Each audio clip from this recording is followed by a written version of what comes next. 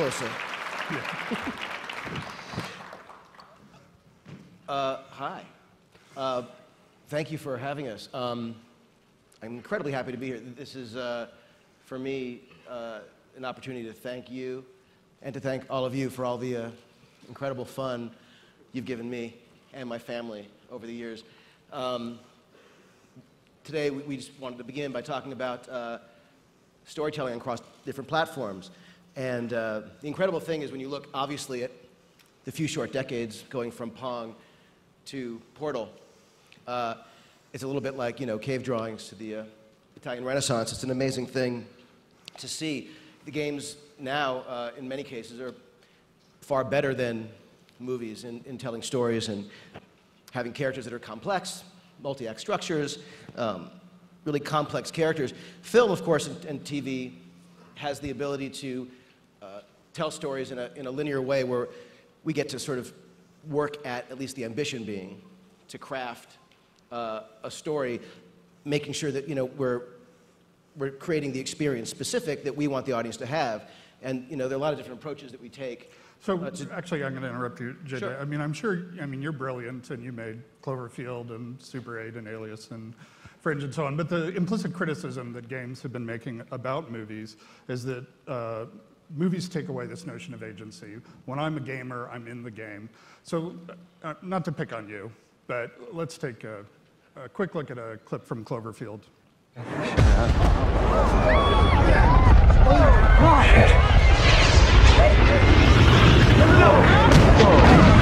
Go, go, go, go, go, go, go! I completely understand. That's pretty good.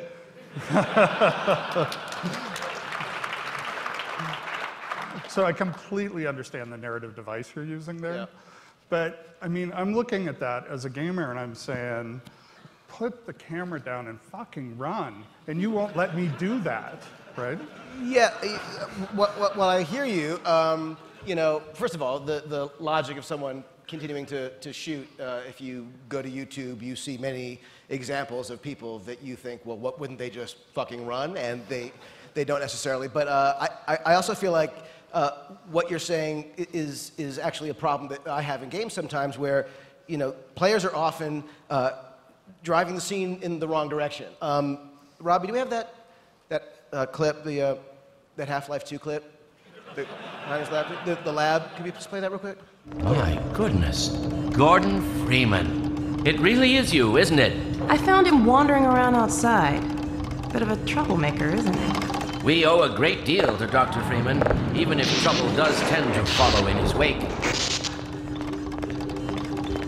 I must say, Gordon, you come at a very opportune time. Alex has just installed the final piece for our resurrected teleport. I can't take any credit for the breakthrough, Doctor. Nonsense. Your talents surpass your loveliness. Let's just see if this thing works, okay? Well, is he here? There you are. Man, Gordon, you stirred up the hive. We can't keep him here long, Doc.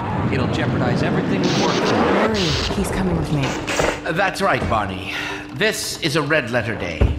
We'll inaugurate the new teleport with a double transmission. So, you've got a story going on, and then you got characters teleporting shit and throwing things at people. It's like, sometimes, the focus wants to be on the story to allow for setup, to allow for inevitability. And I think that, when people are just walking around, shooting things and exploring, it can be fun, it can be great, but it doesn't necessarily lead to story. But either way, they're the architects of their own amusement, right? They're in control, they're making the choices. And that, I think, is the important thing. Their actions are in control of what's happening. That's true, but, I think for me, the issue is when you have a character who's your proxy in a movie or a TV show, and look, we've all seen examples of idiots in stories and idiots in movies who, you see a Friday the 13th movie and you just go, oh yeah, those people are stupid. You don't go outside when all your friends are getting killed and it's dark and you hear noises. But the truth is that at least those characters can talk. At least they can actually experience things. I mean, how many times have do we have that other Half-Life 2 clip? Please, I don't mean to beat up on you. Do we have another Half-Life 2? Oh, here's Eli now. All right, good. You keep right up. Eli, look who I found in the airlock. Gordon Freeman. Let me get a look at you, man. My God, you haven't changed one iota. How do you do it? Now, let's see. The last time I saw you, I sent you up for help after the resonance cascade. I never thought it would take you this long to get back to me. Welcome to the lab, anyway. It's not Black Mesa, but it served us well enough. It's going to be a lot more like Black Mesa with Gordon here to help. Right you are. MIT graduates are few and far between these days. We'll get you out of that hazard suit and back into your lab coat where you belong. Let me just finish up some work and I'll see what I can dig up. Dr. Freeman, it's been a real honor. I'm looking forward to working together. Feel free to look around.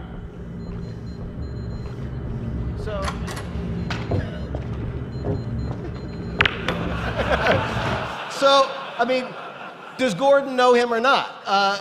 You know, the players are often asked to like imprint themselves and connect with and relate to insanely mute, you know, empty vessels, characters that don't exhibit or communicate, you know, behavior in a way that you would. So I think it's an as frustrating experience in a lot of ways. And I agree that sometimes characters in movies don't do what you want and do film something instead of run. But at least they're able to, you know, have compelling scenes with compelling dialogue. But when you and I are playing Left 4 Dead, we don't say, and then Nick saves Coach. We say, when you manage to get yourself knocked off and you're hanging from the ledge by your fingers and I come over and save you, it's about us. It's about what we're doing. It's our story. That is true. But the thing is that with stories and not just experiences, and I'm, you know, no pun intended, game for both, but the truth is, that a movie or a TV show, when it's well done, and it's always the ambition, never, it's not a guarantee, but the ambition is always to tell a story that requires, like I mentioned, you know, setups and payoff. There's machinery that you're hiding. There's a story that you're purposely telling. For example, there's, do we have the, there's a clip from Jaws. Can we just play that real quick? What? Damn it, Martin. This is compressed air. Well, what the hell kind of a knot was that? You pulled the wrong one. You screw around with these tanks and they're gonna blow up. You know, you watch the scene and what you're thinking is that it's really a scene about how Brody doesn't really fit in. He doesn't understand, you know, the knots. He doesn't understand, you know, how to work and live and be on a boat. He's someone who's not going to survive this. And then, of course, this is all set up for the end, if you'd run the second clip.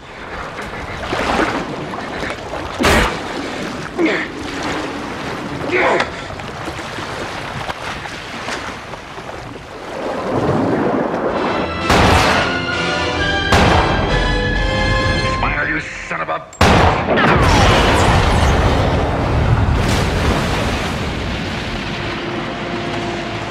So I hope I didn't ruin the ending for you. But the idea here, of course, is that the thing that you think is about one thing, this character moment, is really a setup about the ending of the movie. And it's obvious to us now in retrospect because we all know it. I remember years ago I was traveling somewhere and I was kind of jet lagged and I got there and I was like, oh, I just felt so out of it. And I remembered how in Die Hard, the character John McClane was given advice. Someone else said to him, you know, when you get to a place, just rub your feet on the carpet and it just kind of helps you get rid of jet lag. I was like, I'll try it. So I'm sitting there in my hotel room rubbing my feet on the carpet and I suddenly realized the only reason they did that was so he wouldn't have his fucking shoes on later so he'd step on glass. It was a complete setup in the movie. It had nothing to do with jet lag. It was just a setup and I realized I had bought it, you know, hook, line, and sinker. But the thing is that those moments, those beats, whether they be, you know, technical like that or emotional in terms of what a character is missing, you know, something that he or she doesn't have and desperately wants, these things provide a certain inevitability, I think, for characters that sometimes games don't necessarily allow. But that's something that games are trying to take advantage of. I think it's something we've all learned from the movies and are starting to apply. Can we see the Wheatley clip? Bring your daughter to work day. That did not end well. And 40 potato batteries. Embarrassing. I mean, I realise they're children, but still, you know, low-hanging fruit and all that. Barely science, really, is it? Baking soda volcano. Well, you know, at least it's not a potato battery, I'll give it that, but it's not terrifically original, is it? You know what I mean? Not exactly primary research, even within the child sciences. I'm guessing this wasn't one of the scientists' children. You know, I don't want to be snobby, but let's be honest, it's got manual labourer written all over it, hasn't it? I'm not saying they're not as good as the professionals, you know, they're just a lot dumber. Look at that, it's growing right up into the ceiling. The whole place is probably overrun with potatoes at this point, isn't it? At least you won't starve, though. So initially, it's sort of like Die Hard. You think this is just a throwaway gag, right? And then it turns out the potato battery is a central plot point in the final act of the movie. And you're also learning about Wheatley, that he has this inferiority complex. He's insecure about his own intelligence, and that's also a critical, it's leading you towards the resolution of the entire game. One of the great things about this also is that it's under the player's control as to how much of this world they're going to explore. It's really their choice, and there are lots of things that play as the users deciding how they're going to navigate through this experience.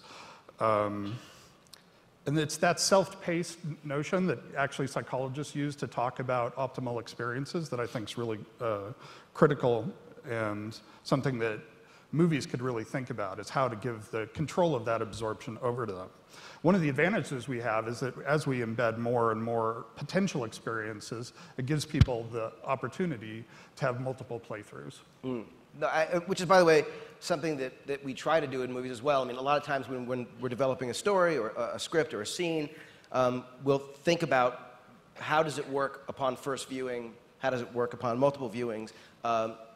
Invariably for me, when I see a movie more than one time, I notice things that I didn't see the first time. I think it's not uncommon, and we even go into a sort of deeper, crazier, and more insidious process of trying to figure out what things can we hide that people will find over time. Because even though I know that it's probably a very sort of niche group of people who would spend time single framing through a scene or a whole movie, that there are those people, and that very sadly I think I'm one of them. And the idea is, what kind of stuff would I love, or the people with whom I work, what would we love to find or to see or to do? So as one little example, do we have that clip from Star Trek? Arrival at Vulcan in 5 seconds. 4, 3, 2. Emergency invasive. Bring main impulse. So if we could just rewind that clip just a little bit, just to go back to that one point, please. So you'll see as they're there and they're looking at all the debris that's out there, curiously, R2-D2 is right there. Now, but that's the kind of crap that we do all the time, and it's, probably 90% of the stuff people don't find, but it's the kind of thing that makes us happy, and we feel that it's not a game, and it's definitely not as rich an experience as the stuff that Valve does, but it allows for people to sort of have additional experiences, and I think that no matter what, this kind of stuff isn't really what's important and what's central. It's about kind of focusing the story, and with all the bells and whistles and all the kind of distractions and hiding the machinery, regardless, the machinery is there for a reason. It's the sort of spine of the story. So now I have to go back through all of your movies looking at debris to figure out which movies you're going to direct next. Hey, look, it's Winnie the Pooh. So anyhow, this is something where we completely agree. Focus is super important. And we had to spend a bunch of time with the Portal 2 ending and playtesters to the point where not only did it seem possible that you could shoot a portal to the moon, but it was the obvious thing to do, and yet the player felt incredibly creative for coming up with that as a solution. So we agree that figuring out how, when players are constantly trying to optimize, we give them a focus that allows them to isolate on the variable that we want them to optimize. That point is great, because I think that it is what movies and TV shows try to do as well, even though clearly it is a predefined experience, a movie. The truth is it's all about this illusion of free will. And if there truly is a story to be told, and there's certainly games that are more about exploration and experience rather than moral and inevitability, the fact is that we're always trying to hide the machinery. So whether it's a hierarchy system in a game where there's the illusion of free will and characters believe they can kind of go and do anything, but the truth is you're always leading them to sort of certain, sort of critical moments that ultimately will add up and tell a story. Or in a movie where you want characters to do things that feel legitimate, organic, and real, and yet what we're actually doing is like a magic trick, misdirection, and manipulating an audience to experience something over time. I think it's a harder thing in games, frankly, though, to get that kind of experience, to hide that machinery sometimes when it was not full of action. One of the things that movies can do is set things up in a way that make you deeply care. I mean, this is not a surprise to anyone in this room, of course, but if you don't care about the characters, nothing matters. No explosion, no special effect, no spaceship flying will matter to anyone at all if you do not love and care about the people in the story. Here's one example, if you could play that clip from Die Hard. Kids would love to have you at the house. I would have. I would too. So it's a little moment, but it's one of those things that I think is really important. You know, Die Hard spends 23 minutes investing in these characters, which, you know, is actually a considerable amount of time for you to be sitting there watching stuff that isn't action, and frankly is not what you remember as being Die Hard. One of my favorite movies, Back to the Future, spends 32 minutes before Marty McFly goes back in time. That's a lot of time to spend, and I think that you know, again, it may be an obvious statement, but I think it's important to point out that one of the things that movies do let you do, or I would argue force you to do, is experience moments that you might not think are the point, but frankly are everything, and would render all the pyrotechnics an empty experience if those moments didn't exist. So that's something that we did try to steal. So the opening sequence in Half-Life 1, where there are no guns, there are no explosions, you're just experiencing Gordon's day, you know, a day in his life. Another example where we've tried to steal that same idea from movies, I think we illustrate with this clip about Dog and Alex. Now let me call Dog. He loves to play fetch. Dog, come!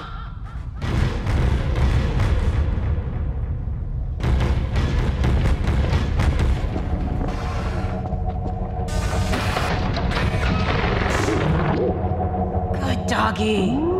Gordon, this is Dog. My dad built him to protect me when I was a kid. First model was about yay high. I've been adding to him ever since. Haven't I, boy? Okay, Dog, let's play catch with Gordon. You'll need to use the gravity gun. Go ahead, Dog. Throw!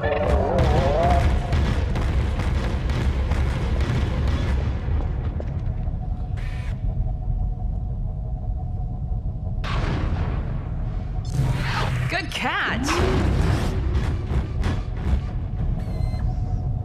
So ostensibly, in sort of gamer terminology, you're getting a new weapon, and that's pretty exciting. But at the same time, we're telling you a lot about Alex, her relationship with her father, that she was somewhat lonely, that she's a little bit playful. And all of this is coming through while you're getting this cool new weapon. So in that sense, I think we both agree games and movies really take advantage of the power of discovery, of that mystery. I agree. No, I think brings so much to storytelling. I think that's true. I mean, obviously, for anyone who's played Portal, you begin that game with no sense of who you are, why you're there, what it means, and it's an incredible mystery that pulls you forward. And I would say that in a way, the whole that whole game is really about following that mystery and trying to understand who you are. It's obviously a very different experience than that of film, but the crazy mystery that is, you know, GLaDOS compels me to move forward and try to figure out, you know, what's going on. And I think that's the thing that made me love that game, is that the entire experience of it was really an exploration of GLaDOS, and sort of you know, the more you played, the more you learned, the more you felt. And that, I mean, one of my favorite moments in any of your movies is in Cloverfield, where you know, you've got all this craziness, all this, you know, great CG on the screen, but when the woman goes behind the screen and she explodes, just how much that means for her and how much it means about what's going to be coming for the characters who left. It was like, that for me was just an incredibly awesome moment. And we need to be able to do more of that in games. Well, you know, first of all, your taste is sick, and I appreciate that enormously. No, I love that you like that moment. But I would say that, you know, obviously I play your games. I love the experience of playing your games, and it's always funny to hear when, you know, someone whose work you admire as much as I admire yours, when you hear that there's any kind of appreciation or influence, you know, from the stuff that we do. And I would say that, you know, it's something that I think would be fun to work with you on, and we have, you know, So what we're actually doing here, and most of you have probably guessed, is we're recapitulating a series of conversations that have been going on. You know, this is what happens when game and movie people get together. And we sort of reached the point where we decided that we needed to do more than talk. Yeah, and there's an idea that we have for a game that we'd like to work with Valve on. Yeah, and we're super excited about that. And we're also interested in working with you guys on movies. So we're going to try to figure out if we can make a Portal movie or a Half-Life movie together. Yep. But it's really time for us to, and I think for our industries, to stop talking about potentials and try to really execute on them. So thank you very much for having us. Thank you. And thank you. Thank you.